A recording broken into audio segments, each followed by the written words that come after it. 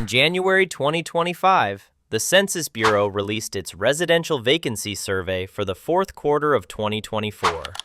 The national rental vacancy rate had risen to 6.8%, the highest reading since 2010. 12 metropolitan areas showed double-digit vacancy increases within a single year. Average asking rents fell in 17 of the 20 largest U.S. cities.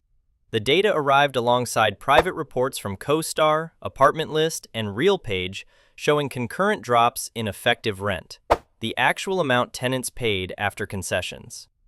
A minor statistical reversal triggered rapid repricing across multiple metro areas within weeks. Developers paused projects. Lenders restructured loans. Institutional landlords marked down asset values in quarterly filings. The collapse was not caused by a sudden exodus of renters or a speculative bubble in the traditional sense. It was a capital timing mismatch. Hundreds of billions in construction debt, approved between 2020 and 2022 under fundamentally different interest rate and demand assumptions, delivered units into markets where those assumptions no longer held. What follows is the reconstruction of how policy, finance, and certainty converged into failure. The post-2020 housing narrative rested on a simple claim: America faced a structural shortage of rental units. The National Low-Income Housing Coalition's 2021 report estimated a deficit of 7 million affordable apartments. Federal Reserve analyses cited underbuilding since 2008, restrictive zoning, and rising household formation among millennials. Migration from expensive coastal cities during the pandemic appeared to validate permanent demand shifts. Investors, developers, and policymakers shared a common forecast. Renters would absorb new supply quickly. Vacancy rates would remain historically low. Rent growth would continue indefinitely across Sunbelt metros, secondary cities, and suburban submarkets. Early warning signals appeared in lease velocity reports by mid-2022. Renters began taking longer to sign leases in Austin, Phoenix, and Nashville. Renewal rates softened in Charlotte and Tampa. Landlords offered 1 month of free rent, parking waivers, and reduced deposits. These concessions were framed as competitive incentives, not distress. Property management software data from Yardi and RealPage showed declining tour-to-lease conversion rates. Renewal resistance rose as existing tenants negotiated or moved to cheaper units. The signals were visible, but not yet systemic. Market participants interpreted them as localized corrections, not a pattern pointing toward overcapacity. The structural undersupply thesis remained dominant in investor presentations, Federal Reserve testimony, and urban planning debates through 2023. Between March 2020 and December 2021, the Federal Reserve held interest rates near zero. Congress authorized $5 trillion in pandemic-related fiscal spending. Mortgage rates dropped below 3%. Treasury yields fell to historic lows. Institutional capital seeking yield moved aggressively into commercial real estate, particularly multifamily housing. Blackstone, Starwood Capital, and Greystar deployed record amounts into acquisitions and development. The assumption was straightforward: pandemic migration patterns would persist, remote work would sustain demand in secondary cities, and inflation-adjusted rents would continue rising faster than construction costs. Development pro formas written in 2021 modeled 4% annual rent growth, 95% stabilized occupancy, and refinancing at rates below 4%. Those assumptions justified projects with thin initial margins. Developers in Dallas, Raleigh, and Boise filed permits for Class A towers, targeting professionals relocating from expensive coastal metros. Local governments, seeking tax revenue and housing supply, approved expedited zoning changes and density bonuses. Lenders underwrote construction loans based on comparable sales from 2020 and 2021, when asset prices were rising rapidly. By late 2022, the Federal Reserve began raising rates. The 10-year Treasury yield moved from 1.5% to over 4% within 12 months. Construction loans approved in 2021 at 3.5% faced refinancing at 7% or higher. Developers were contractually committed to projects that would deliver into markets with fundamentally different financial conditions. The capital had already been spent. The buildings were under construction. The timeline to completion was fixed. Permits for multifamily units in the United States surged from 450,000 in 2019 to 625,000 in 2021 and peaked at 690,000 in 2022, according to Census Bureau data. Construction starts followed. By mid-2023, over 1 million rental units were under construction nationwide, the highest level in 4 decades. Metropolitan areas in Texas, Florida, Arizona, and North Carolina led the expansion. Austin issued permits for 35,000 multifamily units between 2020 and 2023 in a city with 950,000 residents. Phoenix approved 60,000 units. Charlotte permitted 45,000. Nashville authorized 38,000. Debt structures varied but shared common features. Most projects used floating-rate construction loans tied to SOFR plus spreads of 300 to 400 basis points. Developers expected to refinance into permanent debt at lower rates within 24 months. That refinancing depended on demonstrated lease-up velocity and stabilized net operating income. Environmental impact reviews filed with local planning departments documented the scale. Parking structures for thousands of vehicles, water and sewer capacity expansions, and electrical grid upgrades. First measurable distortions appeared in rent-to-income ratios. The Urban Institute reported that by late 2022, the median renter in Austin spent 38% of gross income on rent, up from 31% in 2019. In Phoenix, the figure reached 36%. In Nashville, 37%. Construction cost inflation compounded the pressure. Steel, lumber, and labor costs rose 25 to 40% between 2020 and 2022. Developers who had locked in budgets faced overruns. Those who hadn't faced sharply reduced margins. Lease-up delays began appearing in developer earnings calls by early 2023. Buildings completed in the first quarter were not reaching stabilized occupancy within the expected 12 to 18 months. Rent growth accelerated sharply during 2022 and into early 2023. Apartment List reported year-over-year increases exceeding 15% in multiple markets. Austin saw 30% gains. Phoenix recorded 25%. Boise reached 32%. Institutional landlords raised rents aggressively on lease renewals. Invitation Homes and American Homes for Rent reported same-store revenue growth of 11 to 13% in quarterly filings. Yield compression followed.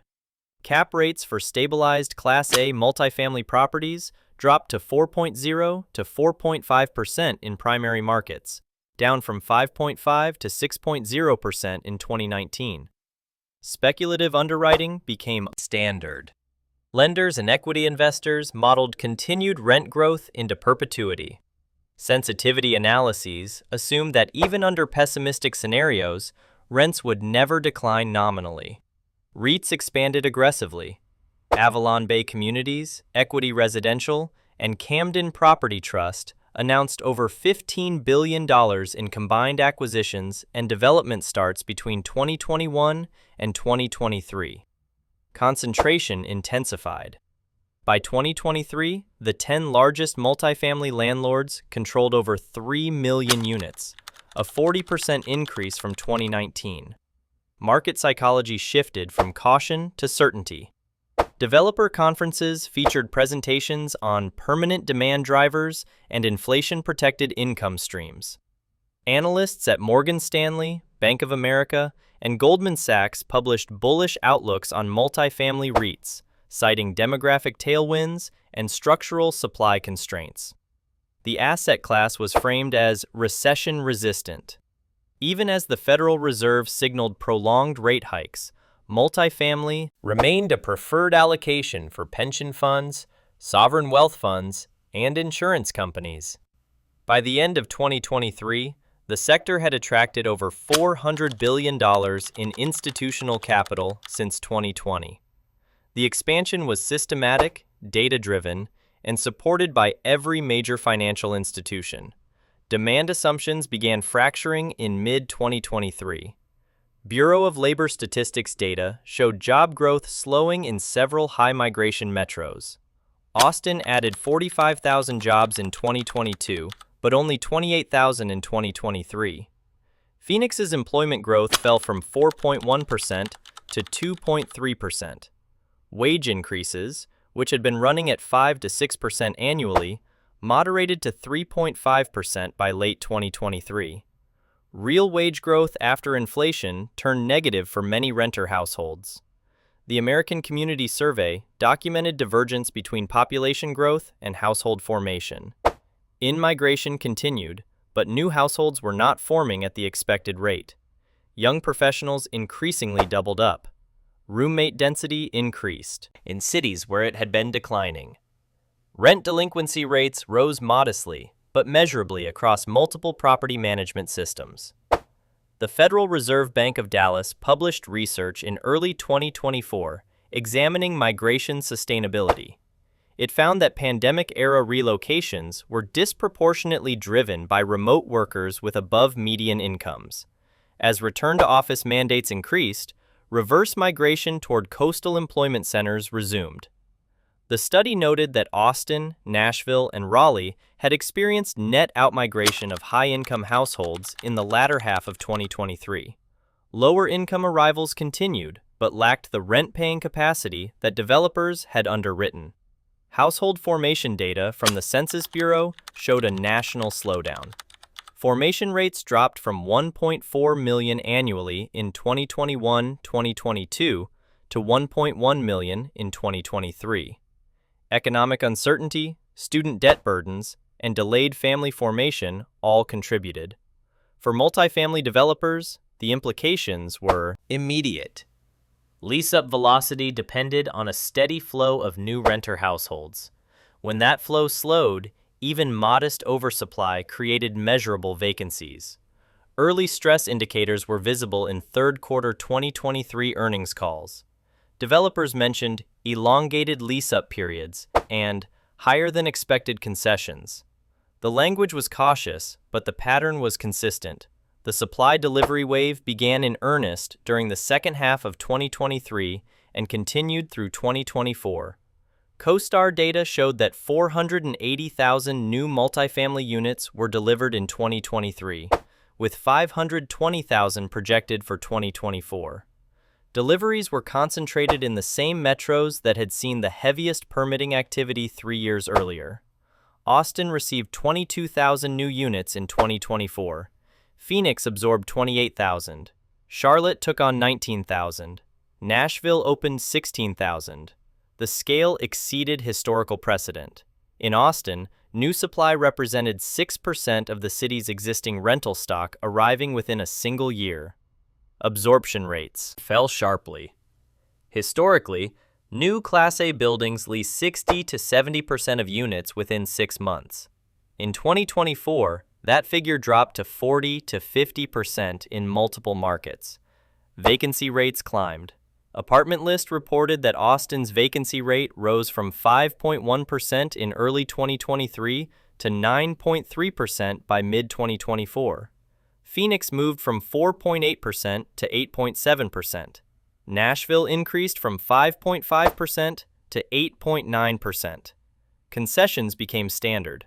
Landlords offered 2 months of free rent, waived application fees, covered moving costs, and reduced security deposits. Effective rent, the actual revenue per unit after concessions, began declining even as asking rents remained nominally flat. Property management reports documented the shift. Buildings that had projected 95% stabilized occupancy were operating at 78 to 82% 18 months after opening. Monthly lease origination volumes dropped by 25 to 35% year over year. Renewal rates, which historically ran above 50%, fell to 40 to 45% as existing tenants found better deals elsewhere. RealPage's analytics showed that pricing power had shifted entirely to renters. Landlords were competing on price for the first time since 2010. the supply overhang was not speculative. It was physical. Buildings stood partially empty across multiple cities, filled with amenities that were rarely used, serving a tenant base that had not materialized. Secondary financial pressures compounded the vacancy problem. Property insurance costs surged across Sunbelt states. Florida multifamily operators reported premium increases of 40 to 60% between 2022 and 2024, driven by hurricane exposure and insurer exits from the state. Texas saw increases of 25 to 35%. Arizona premiums rose 20%. These costs were fixed obligations that could not be reduced even when occupancy fell. Property tax reassessments hit newly completed buildings. Jurisdictions that had granted tax abatements for construction frequently phased them out within 3 to 5 years. Assessed values reflected peak 2022 appraisals, not 2024 market conditions. Landlords faced rising tax bills on depreciating assets. Refinancing became the critical stress point. Construction loans typically matured 24 to 36 months after completion. Projects completed in 2022 and 2023 faced refinancing in 2024 and 2025 at interest rates that had more than doubled. A building that underwrote permanent debt at 4.0% now faced 7.5 to 8.5%. The math was destructive. A property generating $10 million in net operating income could support $200 million in debt at a 5% rate. At 8%, the same income supported only $125 million. Developers who needed to refinance $180 million faced a $55 million equity shortfall. Limited partners refused to inject additional capital into properties operating below projections. Senior lenders extended maturity dates, but imposed higher spreads and stricter covenants. Cash flow compression became systematic. Buildings operating at 80% occupancy with heavy concessions generated 15 to 20% less revenue than modeled. Operating expenses remained fixed or increased. Debt service consumed a larger share of revenue. Investors in multifamily syndications began receiving cash flow projections showing negative returns. Covenant breaches appeared in SEC filings. By late 2024, multiple REITs disclosed that certain properties were operating below debt service coverage ratio minimums. Asset managers worked with lenders on forbearance agreements, but the forbearance only delayed the inevitable: forced sales, recapitalizations, or lender takeovers. Market psychology shifted decisively in the fourth quarter of 2024. Landlords who had maintained asking rents through concessions began cutting advertised prices. Apartment list data showed nominal rent declines of 3 to 7% in Austin, Phoenix, Raleigh, and Nashville between September and December 2024. National asking rent growth turned negative for the first time since 2010. The change was not a seasonal adjustment. It was a recognition that demand at 2023 price levels did not exist. Renters had gained negotiating leverage. Property managers reported that prospective tenants were touring multiple buildings, demanding concessions up front, and walking away if terms were not met. The power dynamic had reversed. Incentive packages normalized across the industry. Offering 8 weeks of free rent on a 12-month lease became standard in competitive markets. Some buildings included furniture packages, technology bundles, or pet fee waivers. Urban Land Institute surveys of property managers in late 2024 showed that 68% of respondents expected rent growth to remain flat or negative through 2025. Developer sentiment followed. The National Multifamily Housing Council's quarterly survey recorded the lowest confidence reading since 2009. New project announcements fell 45% year over year in the fourth quarter of 2024. Lenders tightened underwriting standards. Construction financing for new projects effectively stopped in multiple markets. The transition was orderly but irreversible. No single building failure triggered the repricing. Instead, thousands of simultaneous adjustments, small rent reductions, extended concessions, delayed lease renewals, aggregated into a market-wide correction. By January 2025, when the Census Bureau released its vacancy data, the collapse was not news. It was confirmation of what property managers, investors, and lenders already knew. The supply-demand imbalance was not temporary. It was structural, financed, and built into the physical landscape of American cities. Visible failure manifested across specific cities throughout 2024 and early 2025. In Austin, a 32-story Class A tower opened in the Domain District in late 2023 with 380 units and resort-style amenities. 18 months later, occupancy stood at 61%. The developer, partnership between a regional firm and an institutional equity partner, had projected 92% occupancy and stabilized net operating income of $8.5 million annually. Actual NOI was $4.2 million. The construction lender, a regional bank consortium, filed a notice of default in January 2025. The property was listed for sale at $185 million, a 30% discount from its $265 million development cost. Phoenix saw similar distress. A portfolio of 6 luxury apartment complexes, totaling 1,840 units, traded hands in November 2024 for $320 million. The seller, a publicly traded REIT, had acquired the properties in 2021 for $425 million. The loss was disclosed in a quarterly filing and attributed to market deterioration and underperformance relative to acquisition underwriting. In Charlotte, a stalled development site, cleared and graded in 2022 for a 280-unit building, sat vacant through 2024 after the developer failed to secure refinancing. The lender foreclosed in February 2025 and listed the land at a 40% loss. Earnings calls from major multifamily operators documented widespread impairment charges. AvalonBay Communities recorded $180 million in asset write-downs in its fourth quarter 2024 filing, citing sustained vacancy pressure in select Sunbelt markets. Camden Property Trust disclosed $95 million in similar charges. Mid-America Apartment Communities reported occupancy declines of 4 to 6 percentage points across its Texas and Arizona portfolios. The language in filings was precise and unemotional. Assets were underperforming stabilization projections. Markets were experiencing elevated supply-demand imbalances. Translation: buildings were empty, investors were losing money, and recovery timelines were uncertain. The institutional response emerged in stages throughout 2024 and into early 2025.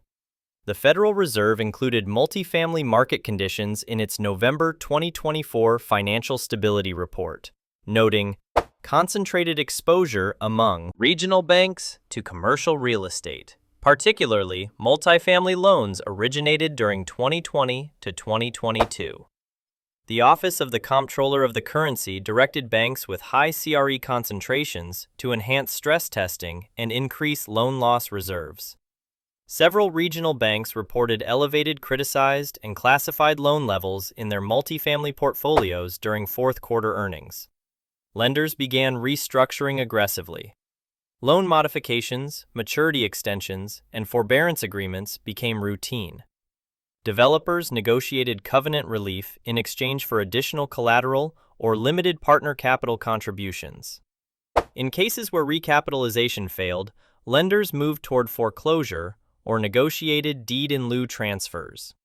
Court filings in Travis County, Texas, and Maricopa County, Arizona, showed a 35% increase in commercial foreclosure actions during 2024, with multifamily properties representing the largest category. Policymakers offered conflicting narratives. Local government officials in high-growth metros emphasized the need for continued housing production and framed vacancies as temporary market corrections. The U.S. Department of Housing and Urban Development's 2024 annual report acknowledged regional oversupply, but maintained that national housing affordability required sustained construction. Real estate industry groups, including the National Apartment Association and the Mortgage Bankers Association, called for Federal Reserve rate cuts and regulatory relief to stabilize the sector. Data providers continued releasing monthly reports showing divergent trends, some metros stabilizing, others deteriorating further. No coordinated federal intervention materialized. The correction was playing out through private market mechanisms, foreclosures, asset sales, and capital losses absorbed by investors and lenders. Government agencies monitored systemic risk but did not intervene directly.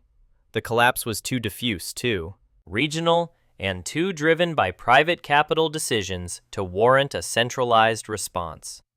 By early 2025, the consensus view was that the multifamily sector would experience a prolonged adjustment period, potentially lasting 3 to 5 years, before supply and demand realigned. The human-scale impact appeared in tenant migration patterns, household consolidation, and small landlord exits. Census Bureau migration data for 2024 showed net population outflows from Austin, Phoenix, and Boise, a reversal from 2021-2022. Higher-income renters relocated to cities with stronger employment growth or returned to coastal metros as remote work policies tightened. Lower-income households remained but faced stagnant wage growth and rising living costs beyond rent. Eviction filings in Travis County increased 18% between 2023 and 2024, despite falling rents, as financial stress persisted among marginal renters. Household consolidation accelerated. Adult children moved back with parents. Roommate arrangements increased in age cohorts where they had been declining. Rental assistance applications rose in multiple cities even as vacancy rates climbed. The paradox was supply without affordability. Thousands of empty Class A units priced beyond median renter incomes, while cost-burdened households lacked access to those units. Local governments saw budget stress as property tax revenues from new developments underperformed projections. Infrastructure investments in water, sewer, and transportation, sized for expected population growth, now served fewer residents than planned. Small landlords exited the market. Owners of single-family rentals and small multifamily buildings faced competition from institutional operators offering deep concessions. Many sold properties to large landlords at compressed valuations. The Urban Institute estimated that between 2022 and 2024, institutional ownership of rental units increased from 28% to 34% of the national total. Tenant advocacy groups documented declining responsiveness from corporate landlords and increased use of automated rent collection and eviction processes. Long-term damage indicators were accumulating. Credit for new multifamily construction contracted sharply. Developers who had relied on track records from successful 2015-2020 projects now carried portfolios with underperforming assets. Equity partners became cautious. Urban budgets, which had counted on property tax growth from new development, faced shortfalls. The physical overhang, hundreds of thousands of units built for demand that had not materialized, would take years to absorb. The rental market correction was not a temporary dislocation, it was a reset. The structural consequences extended beyond immediate vacancies and price declines. Capital withdrawal was systematic and likely permanent for many investors. Pension funds and insurance companies that had allocated heavily to multifamily between 2020 and 2023 reduced real estate exposure in 2024 and 2025.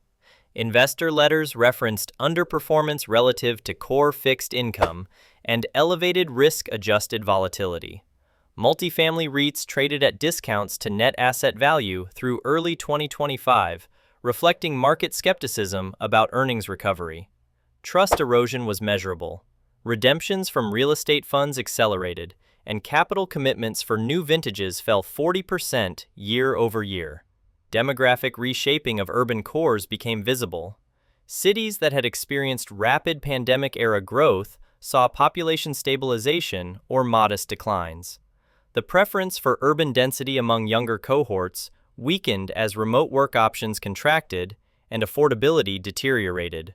Suburban multifamily properties, built to capture urban exodus, faced similar vacancy problems as demand assumptions proved incorrect.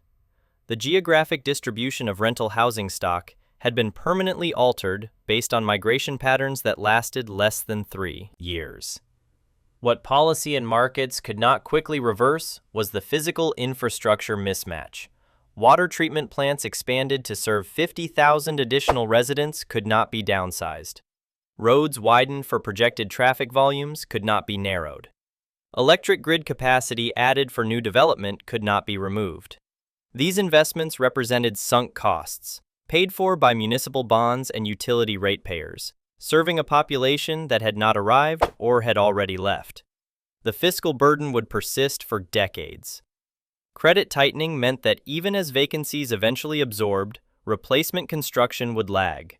Lenders that had suffered losses on multifamily loans in 2024 and 2025 would underwrite future projects with far greater scrutiny.